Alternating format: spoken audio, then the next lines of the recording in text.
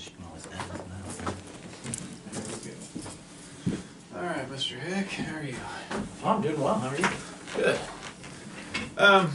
So let's just start off with last week when we met, we spoke about a whole class reset. Primarily, one reason we wanted to establish what those rules and procedures would be going into your small group work. And so that being said, while I was in your room, I really only saw you had to do one redirect, so that was really positive. So congratulations on that. What made the reset successful?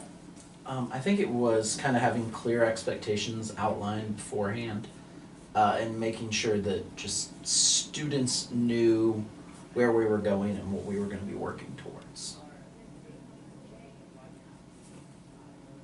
And why is it important to establish that management procedure, maybe even separate from independent practice, to make it look different when you do group work?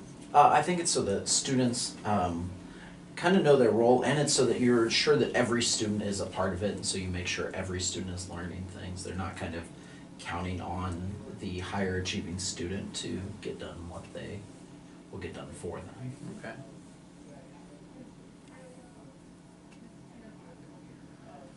So,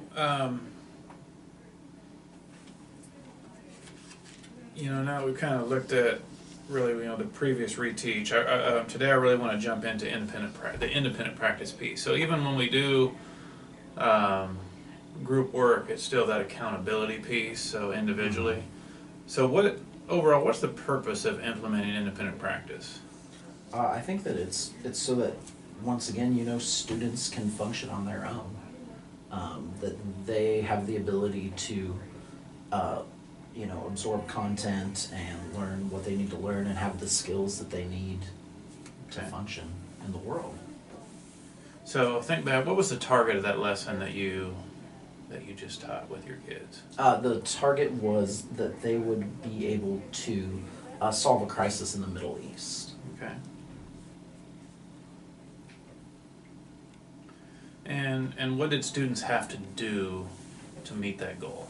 They had to first be able to understand that crisis, and that was done by reading articles and watching a couple of news-related videos that kind of summarized it. So they had to be able to understand it by summarizing it, and then they had to be able to present different solutions to it.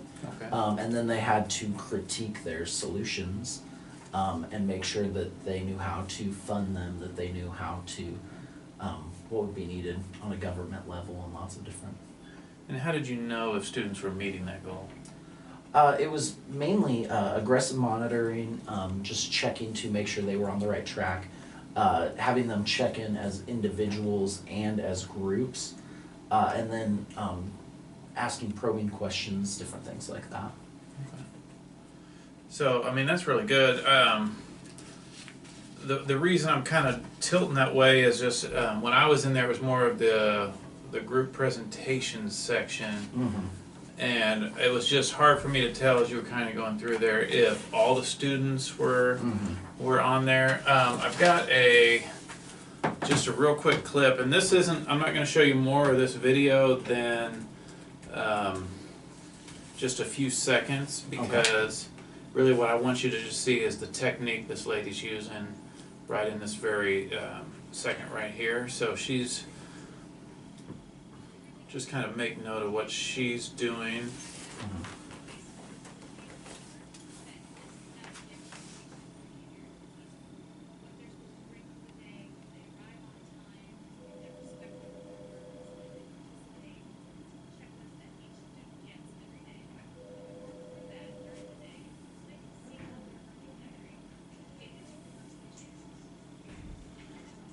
So she's gonna just break down she's going to pose a question, right?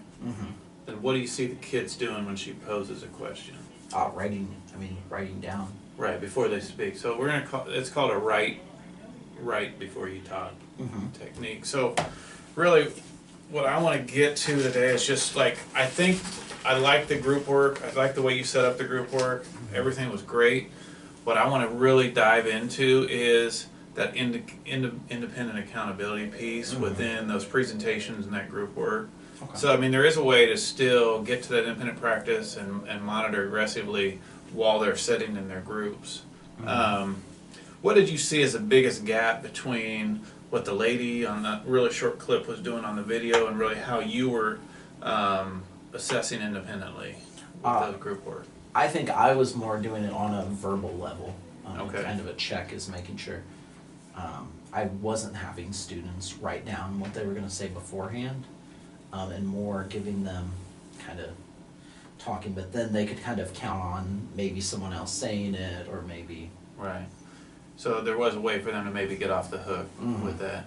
Look kind of real quick, what were the steps you saw that lady take? Like I said, we only looked at this for like 30 seconds or so, Yeah. but what were the steps you just real quickly saw her take? So she asked them a question.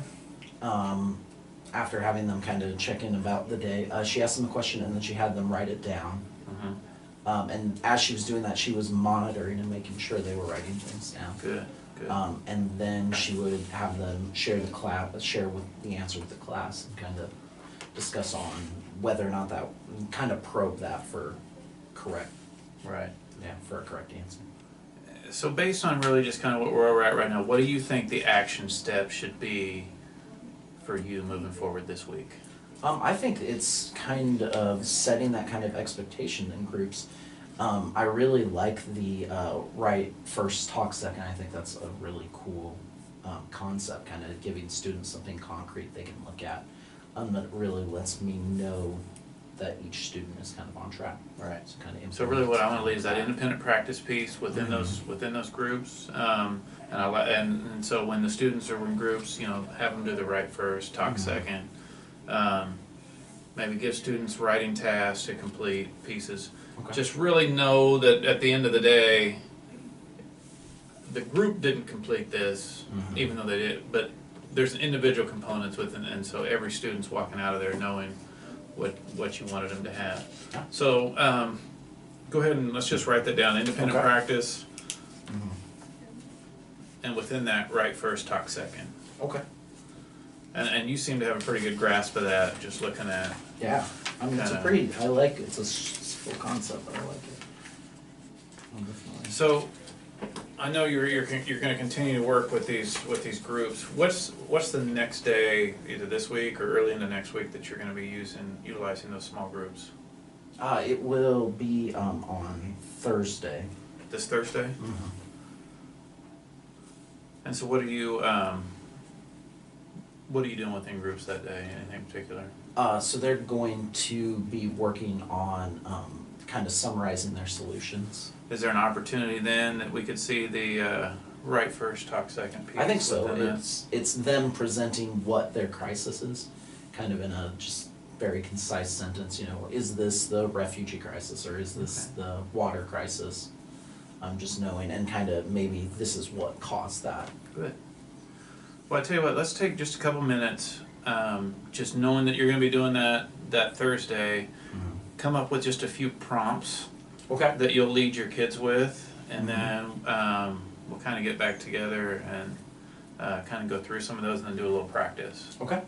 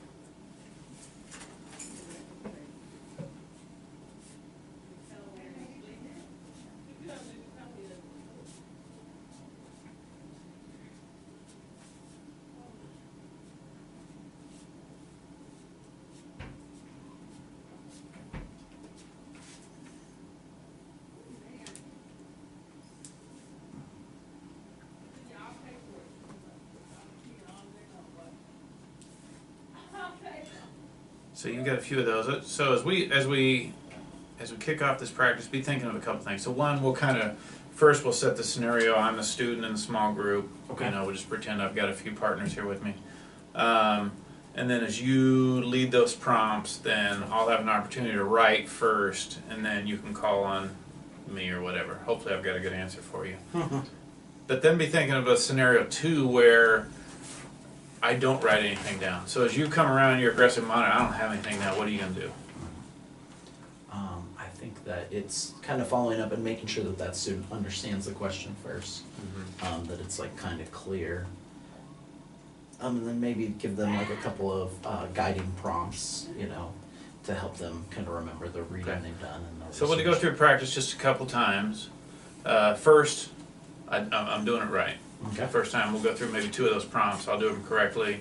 Second time, we'll go through a prompt and I'm not writing anything. Okay. All right, so let's go ahead and lead with your first. So, if you had to explain what your crisis is to another group in one sentence, what would you say? Okay, you got to lead me though. You got to Okay. go. Remember, you start off with we're doing the Oh, right okay. first, talk Okay, second, first, and sorry, then kind got of it. set the stage. Okay, so class today we are going to do a little bit different form of review than we've done doing. The way it's going to work is you have a paper in front of you that has some space for you to write. And I'm going to ask you review questions like we normally do, but instead of raising your hand to answer, I'd like you to just kind of write down your answer. And kind of the goal of this is so that I can see that everyone in the group kind of is on the same page. So you're going to write down your answer, and then I'm going to call on a couple of you to share your answer with the class. Well, first you're going to monitor, correct? Oh, yeah. But I mean, you probably don't have to lead with that, but yeah. Yeah, that's I will fine. be walking around and watching and making sure that you are on task. All right. So the first question that I have is if you had to explain to another group your crisis in one sentence, how would you do that? And so I'd be kind of walking around with my aggressive monitoring check sheet, kind of. And so then depending on which country or which area I'm at, it would be lack of water or Civil war, Civil War, right. or refugee crisis. and so I would put that in a sentence form. So some like good examples might be there's a civil war in Syria, or Iran is in a major drought. Mhm.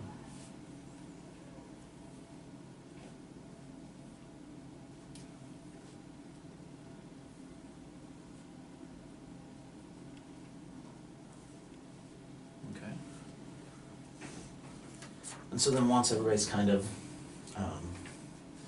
answered their question, or written that down, kind of walked around, made sure everybody has something down, do the kind of usual pattern around the room, I would ask the class to share their answers. Mr. Helm, how would you explain your... I would just say, so my sentence is there is a lack of water in Iran, not to mention high poverty. There you go. And that's a good answer. And then I'd call on another group and kind of make sure. And at this point, would I want to go through and make sure everybody kind of had a chance to share, or would I... They don't need a chance to share. You're already knowing that they understand because of your aggressive monitoring. Okay. So you So already kind of know probably where you're at. group by group, maybe, Right, make just sure. pick one person to share from each group. Okay, cool. And so then my second prompt would be, and so class, we're going to do this again. Good job. What countries are being impacted by your crisis? And so you're just going to write down a couple of the countries that are facing a problem in your crisis. And I'm going to walk around and check, make sure you have something written down. All right.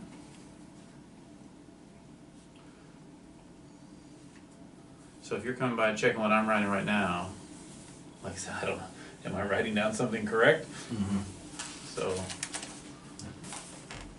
And so, yeah, Iran, Iraq. That works.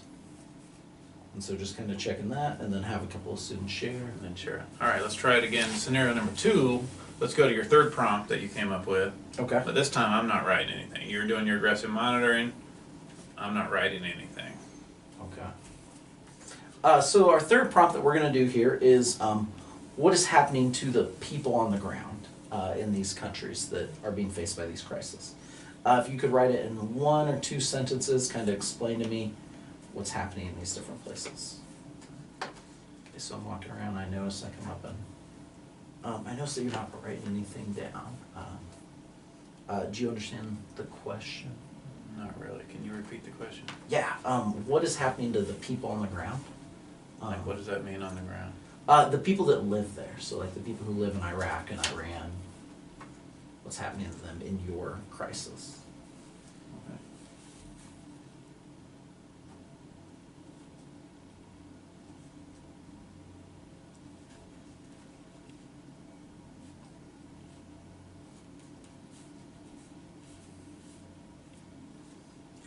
I'm kind of moving on and Okay. checking on other groups. All right. Cool. So then you mentioned Thursday. Mm-hmm. So if I come by third hour, I kind of see you going through these prompts with that format Yeah. with your kids. I think so. Yeah, that would actually be really helpful in making sure I'm hitting everybody. All right. Well, thank you, Mr. Heck. Yeah, of Appreciate course, you. thanks.